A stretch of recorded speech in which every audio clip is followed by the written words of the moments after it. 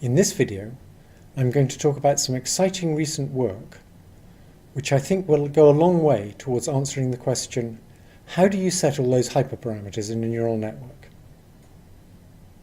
This recent work uses a different kind of machine learning to help us decide what values to use for the hyperparameters. In other words, it's using machine learning to replace the graduate student who fiddles around with all these different settings of the hyperparameters to find out what works. It relies on a way of modelling smooth functions called Gaussian processes, which I had always thought of as inadequate for doing things like speech and vision, and I still think they're inadequate for that. But when you're in a domain where you don't have much prior knowledge, and the only thing you can really appeal to is that you expect similar inputs to have similar outputs, then Gaussian processes are ideal. And that's the domain we're in when we're fiddling around with vectors of hyperparameters, hoping to find a vector of hyperparameters that works well.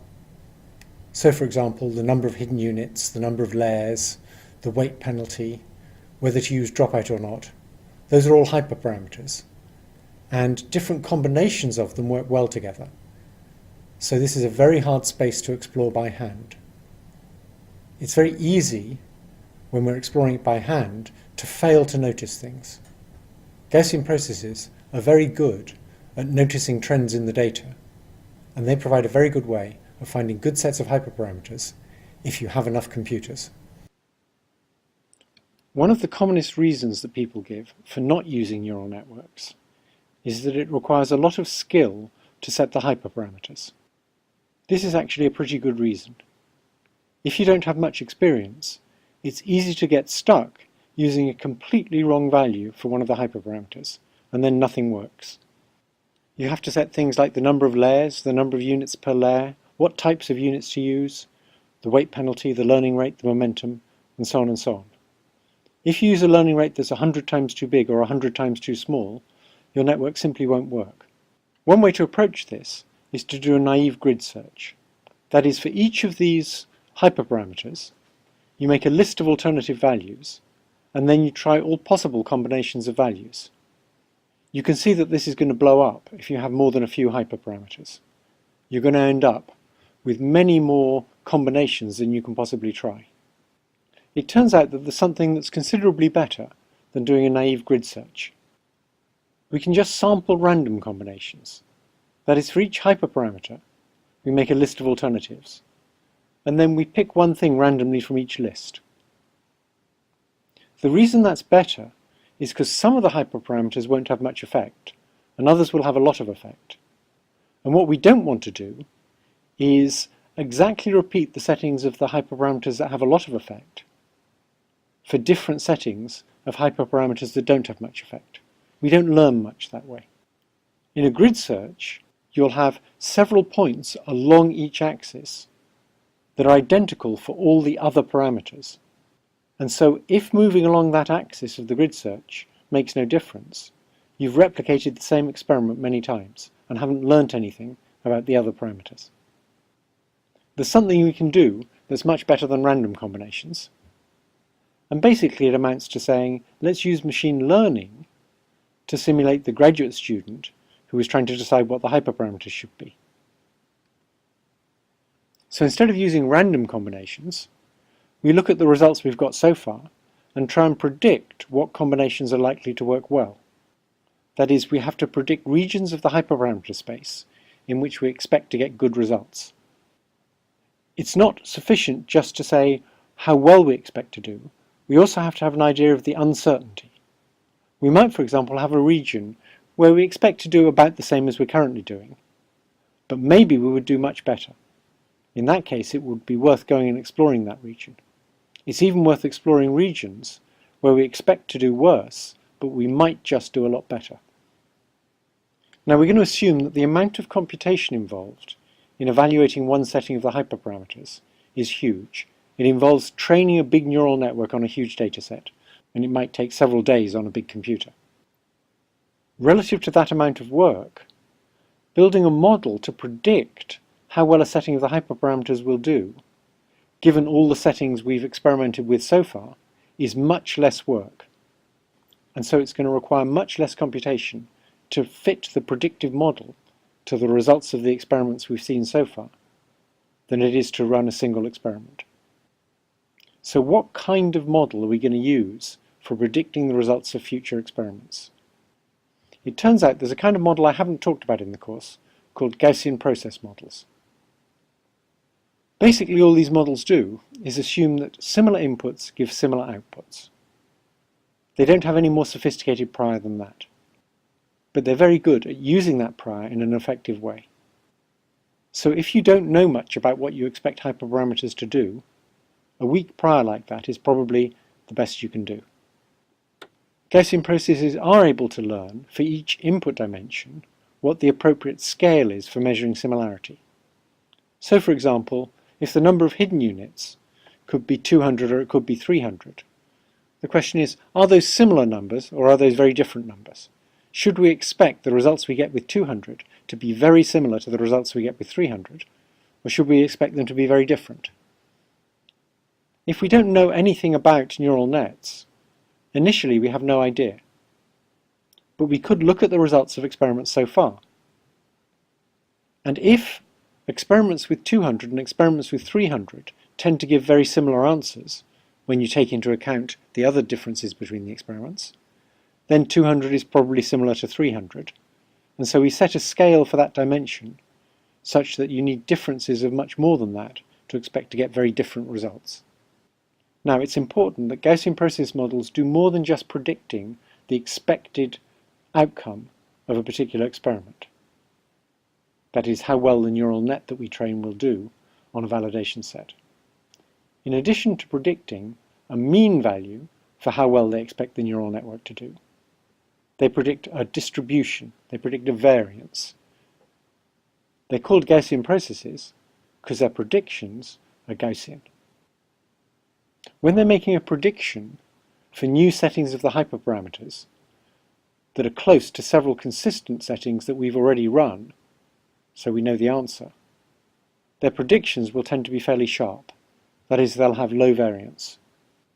But when they're making predictions for experiments where the hyperparameters are very different from any setting of the hyperparameters we've experimented with so far, the predictions made by Gaussian process models will have very high variance. So here's quite a good strategy for using Gaussian processes to decide what to try next. So remember, we have one kind of learning model, which is a big neural network that takes a long time to run, and we're trying to figure out a good setting of the hyperparameters to try next. We have a different kind of machine learning algorithm, called a Gaussian process, that's looking at the results of the experiments we've done so far and trying to predict for some proposed new setting of the hyperparameters how well the neural network would do, and also how uncertain that prediction is. So what we're going to do is we're going to keep track of the hyperparameters that have worked best so far. That is a single setting of all the hyperparameters that gave us the neural net with the highest performance so far. Now when we run the next experiment, our best setting so far might be replaced by the new experiment because it gives better performance of the neural net, or it might stay the same. So since we're going to substitute the results of the new experiment if it's better than anything we've seen so far, our best setting so far can only improve. So here's a good strategy for what setting of the hyperparameters to try next. We pick a setting of the hyperparameters such that the expected improvement in our best setting is big. We don't worry about the fact that we might do an experiment that leads to a really bad result, because if it gets a really bad result, we won't replace our best so far with this new experiment. Also, we'll learn something. This is a phenomenon that managers of hedge funds know about. They often tell the client, if the fund goes up, I'll take 3% of your profits. If the fund goes down, you lose. Now that's a crazy thing for a client to agree to, because that gives the hedge fund manager a huge incentive for taking huge risks, because he has no significant downside. But for finding hyperparameters that work well, it's a sensible strategy. So consider these three predictions, A, B and C. We're going to suppose that A, B and C are different settings of the hyperparameters that have not yet been tried, and those green Gaussians are the predictions of our Gaussian process model for how well each of those settings would do. For setting A, the mean is well below our current best so far, and there's only moderate variance. For setting B, the mean is closer to our best so far, but since there isn't much variance, there really isn't that much upside. For setting C, the mean is actually lower than for setting B, but because there's high variance, there's a big upside. We're going to take the area under Gaussian C that's above the red line, and we're going to take the moment of that area about the red line, and that's the thing we're looking for the maximum of. And you can see that C has a much bigger moment than B or A. It may only have the same area as B above the line, but some of that area is much further above the line, so we might get a very big win if we try setting C. So that's the one our policy would tell us to pick here. A is the worst bet, B is intermediate, and C is the best bet. So how well does this work? Well, if you got the resources to run a lot of experiments, it's much better than a person at finding good combinations of the hyperparameters. The policy I gave you so far is a strictly sequential policy that assumes that it can see all of the experiments run so far. But there's no reason why you shouldn't make it a bit more complicated and run a whole bunch of experiments in parallel. Using a Gaussian process model to predict how well a particular setting of the hyperparameters will do is sensible because it's not the kind of task we're good at. It's not like vision or speech, and it's not clear that there's a lot of complicated structure to be found in the data. It may be that the only real structure is that things are smooth and they have some scale.